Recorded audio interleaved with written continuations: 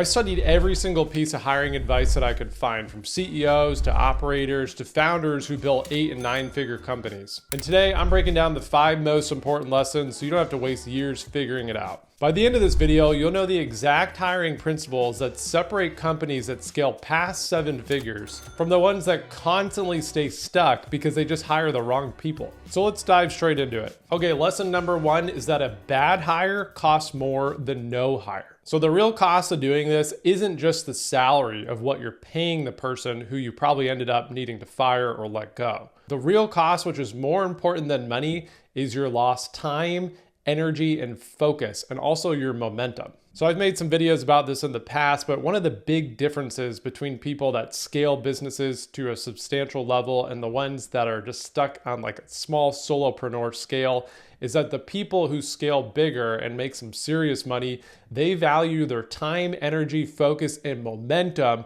more than they do dollars. And then the ones that stay small, they value their dollars more than their time, energy, focus, and momentum. Once you scale to a certain point and you reach a certain level of income within your business, you understand on a fundamental level that your momentum and your focus are far more important than dollars. We all have 24 hours in a day. We only have a certain amount awake that we can apply to working. And we need to make sure that whatever time, energy, and focus we're applying to our working hours, we're getting the highest ROI humanly possible. So the amateur business owner thinks, okay, I've got a problem. I need all this work done. I'm swamped. I'm drowning. I need to hire someone, and I need to hire someone fast.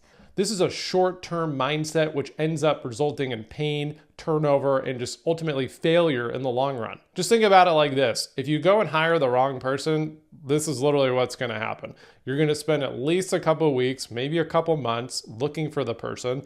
Then you're going to onboard them. This is now detracting either you or one of your team members from work that they could be doing. Then you've got to train them, then you've got to work with them. And then at that point, you're months down the road until you realize, oh crap, this isn't actually who I should have hired. And then at that point, you just wasted all that time, you wasted all that focus and all that momentum. Whereas if you had just hired the right person in the first place, you would have had so much more momentum to build off of. And instead of being 5-6 months into the relationship and realizing you need to cut ties, you could be building on top of that and actually going into more of an upward spiral and having positive momentum. The mindset shift that you need to have is that it's better to run a little bit more lean than to hire the wrong person. But at the same time, kind of paradoxically, and you need to understand this, while you don't want to hire the wrong person, you can't be overly fearful about hiring the wrong person.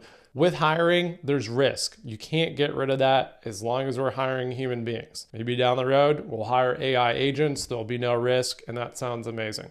But until that happens, we're hiring people. People are complicated, people are messy. Sometimes they end up being different than we initially thought they were. So moral of the story, you don't want to hire the wrong people, obviously. You also don't want to be stuck in over-analysis, trying to find the absolute perfect person and never taking action at all, because that'll also hurt you equally as much. Okay, lesson number 2, you need to hire for outcomes, not tasks. You need to shift from just hiring people to do stuff, to do tasks, to go through these certain SOPs. Instead, what you want to do is you want to look ahead. You want to define the outcome that you want in the long run, and then you need to reverse engineer the role to produce that outcome. Let me give you an example. In this specific business where we help business owners hire top talent around the world, and we run a done-for-you recruitment process to make it super easy to hire somebody, I hired an operations manager to help scale the business.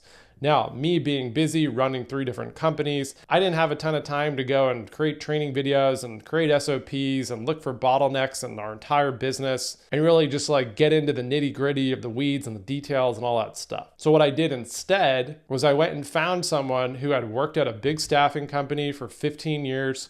He ran the entire company, which had thousands of people. He had way more experience doing this than I did, honestly. And I brought him into the business and leveraged his expertise and his experience to basically help build the business for me. This is a completely different approach than what most of you guys are doing, which is creating a list of tasks, hiring someone, and telling them to do the tasks. You will have a far better result, way more success. You'll go further, you'll go there faster if you go and hire people that know how to do stuff that you don't know how to do. Another simplified version of this explanation is, instead of saying, okay, I need someone to take care of my emails, think more so, I need to free up 10 to 15 hours of my week for deep work. How can I do that? All right, lesson number 3 is that skills cannot replace ownership. An A player doesn't wait for you. They anticipate, they solve, they take actual weight off your shoulders. When you're interviewing people, you need to test for ownership. You need to ask about real scenarios that they've encountered and see if they actually know how to take ownership. This is absolutely crucial because you don't want to hire purely based off of who looks good on paper. A lot of people can put together a good resume. They'll probably lie on it, to be honest. And now that we have AI, that's easier than ever. Anyone can do that. It's like more of a check the box item at this point and doesn't really tell you if the candidate's any good. If you have any experience hiring people, this should be pretty darn obvious. Lesson number 4 is that you want to test people before you commit to them. Interviews are cheap talk. The real truth lies in what they're actually going to do once they start working. Interviewing in and of itself is a skill. And think about it. If you're actually really bad at your job and you keep getting fired and you keep having to go into interviews to get new jobs, you might actually get good at interviewing after a certain period of time. So you're actually really bad at the job, but you're good at interviewing and you're good at getting hired. But then once you go into the job, you get fired and you rinse and repeat. You need to watch out for these people. This can easily be solved for by giving people test tasks, some kind of project to work on. You get some kind of sample of their work. You can see their skills. You can see how they communicate. You can pay them. You can do it free, whatever you want. But that can give you a sample of what they're actually going to be like, which is what matters. This step alone will filter out 90+% of the candidates that you may have otherwise highly considered. All right, last but certainly not least, lesson number 5 is that onboarding will make or break the hire. Finding great talent, interviewing them, going through the test task phase, and actually hiring them is really just the first part of the equation. The next part, which is equally as important, if not probably more important, and also the part where most founders are completely dropping the ball, is onboarding the new hire. This is where you're really going to set yourself up for long-term success. And one thing to think about that many people are just not considering at all is that your new hire is judging you during the onboarding process. Your new hire is getting a taste for what it's like to work in your company. How organized are you? How efficient are you? How professional are you?